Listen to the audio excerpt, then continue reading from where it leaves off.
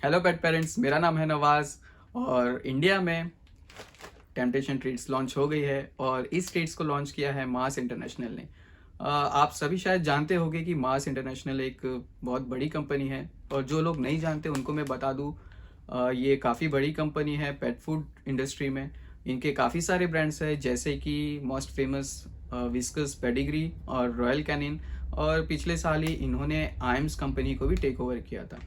और इनके कुछ प्रीमियम ब्रांड्स हैं जैसे कैट्स के लिए शेबा और डॉग्स के लिए सीजर। और इंडिया में इस बार इन्होंने लॉन्च की है टेम्पटेशन ट्रीट्स। टेम्पटेशन ट्रीट्स के इंटरनेशनल मार्केट में काफ़ी बड़ी रेंज है, पर इंडिया में फ़िलहाल सिर्फ 4 फ्लेवर्स ही लॉन्च किए गए हैं। तो चलिए जानते हैं कि ये कौन से 4 फ्लेवर्स हैं और क्या ये कैट्स के लिए अच्छे हैं या बुरे। तो ये जानने के लिए हमें चलना होगा हमारे रिव्यू टेबल पर। तो ये है वो 4 फ्लेवर्स जिसकी मैं बात कर रहा था। सबसे पहले फ्लेवर जो है वो है चिकन, फिर है टूना, फिर है सी फूड और ये है सैल्मन। ये ट्रीट्स के पैक फ़िलहाल 85 ग्राम्स के पैकेजिंग में अवेलेबल है और इसका एमआरपी है 150। ये आपको ऑनलाइन और ऑफलाइन रिटेल स्टोर में इजीली मिल जाएगी। ये ट्रीट्स आते हैं जिपलॉक पैक में, तो कोई स्टोर करने की टेंशन नहीं है, सीधा आप पैक से निकाल के खिला सकते हैं और बची हुई ट्रीट्स पैक में ही रहने दे सकते हैं।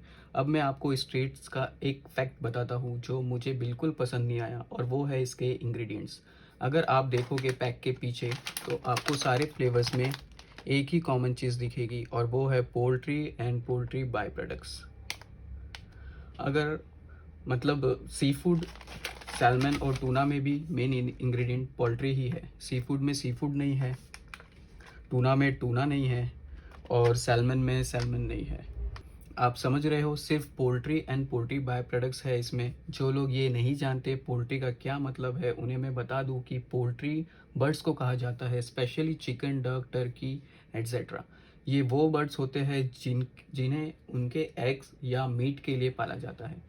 तो टेम्पटेशन ट्रीट के पैकेट पर कहीं ये नहीं लिखा है कि ये चिकन बेस्ड है या फिर इसमें कोई और बर्ड है। मैं एज्यूम कर रहा हूँ शायद चिकन के साथ कोई और बर्ड भी हो सकती है, बट मेरे हिसाब से कंपनी को ये मेंशन करना चाहिए कि इसमें एक्चुअल कौन सा मीट का यूज़ किया गया है, सो दैट पेट पेरेंट्स को फ्लेवर चूज़ करने में आसानी हो। क्योंकि काफ़ी कैट्स को एलर्जी होती है सर्टन फूड से। मान लो चिकन से किसी कैट को एलर्जी है, तो ऑब्वियसली अगर उनको पता हो इसमें चिकन यूज़ किया गया है तो वो अवॉइड कर सकते हैं। मेरा मतलब है अगर पेट पेरेंट्स को पता हो तो पेट पेरेंट्स अपने पेट्स के लिए इसे अवॉइड कर सकते हैं। कंपनी ने सिर्फ फ्लेवर्स का यूज़ किया है, इसमें रियल मीट जैसा कुछ नहीं है, और ना ही इंग्रेडिएंट लेबल पे मेंशन है कहीं पे कि कितना परसेंटेज मीट है इसमें। इस ट्रीट में corn, rice and wheat flour का भी यूज़ किया गया है इसे बनाने में।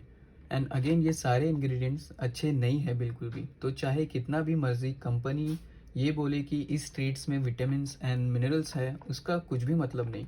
क्योंकि ये विटामिन्स और मिनरल्स किस तरह के इंग्रेडिएंट्स से मिलने वाले हैं पेट्स को, ये तो मैंने आपको पहले ही बता दिया।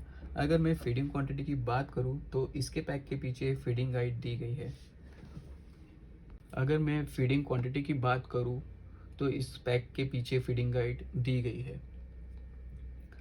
उसके हिसाब से अपने आप अपनी कैट्स को ट्रीट दे सकते हैं, बट मेरी माने आप तो मैं कहूँगा बहुत ही कम क्वांटिटी में ट्रीट दी जानी चाहिए।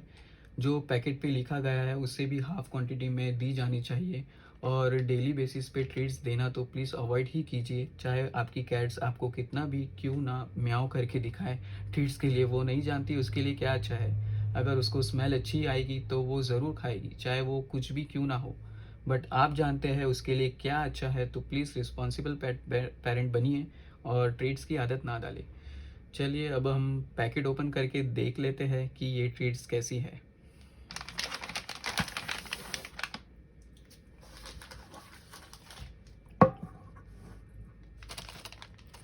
मेरे पास कुछ सैम्पल पैक्स है जो 12 ग्राम्स के हैं। आजकल ये विस्कस के 1.2 केजी के साथ भी फ्री आ रहे हैं। तो अगर आप ऑलरेडी विस्कस फीड कर रहे हैं अपने कैट को तो आप वो ले सकते हो, उसके साथ ये आपको सैम्पल पैक्स फ्री मिल ही जाएंगे। तो आपको इजी होगा। ये पैक्स ख़रीदने से अच्छा आप पहले सैम्पल ट्राई कर सकते हैं, ताकि बड़े पैक्स ख़रीदने के बाद अगर आपको पता चले कि आपकी कैट ने वो खाया नहीं तो आपके पैसे वेस्ट नहीं होंगे। तो मैं ये खोल के देख लेता हूँ।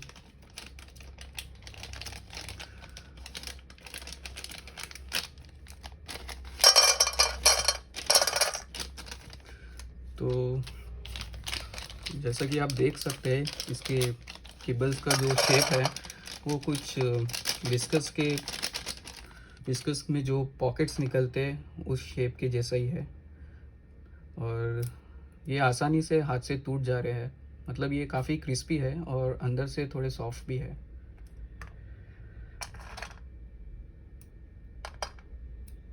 आई थिंक इसके वजह से कोई गम से रिलेटेड इशू नहीं होगी अगर सेफ क्वांटिटी में खिलाया जाए तो मेरे साथ है मेरी एक स्ट्रे कैट जो मेरे पेट शॉप के बाहर रहती है, तो इसे मैं ले आया हूँ ताकि ये टेम्पटेशन ट्रीट्स चेक करके बताए कि इसे कैसे पसंद आती है। ओके, तो इसने खाना स्टार्ट कर दिया है। आई थिंक इसे पसंद आई है, बट मैं इसे अलाउ नहीं कर सकता कि ये ज़्यादा क्वांटिटी में खाए, तो थोड़ा खाने के बाद मैं इसे इस बोल को हटा दूंगा यहाँ से, क्योंकि ये ज़्यादा क्वांटिटी में बिल्कुल भी सेफ़ नहीं है और मैं नहीं चाहता कि एक स्ट्रे कैट को इसकी आदत लगे।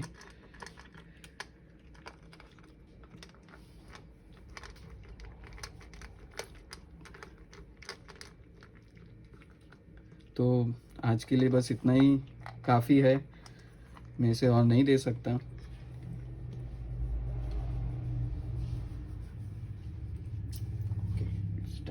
सो पेट पेरेंट्स, देखा आपने किस तरीके से आज हमने रिव्यू किया टेम्पटेशन कैट ट्रीट्स का हमारे रिव्यू टेबल पर, और आप जान ही गए होंगे कि ये किस तरीके की ट्रीट है, अच्छी या बुरी आपके कैट्स के लिए। मुझे इसमें एक इंग्रेडिएंट्स बिल्कुल पसंद नहीं आई, वो है कॉर्न।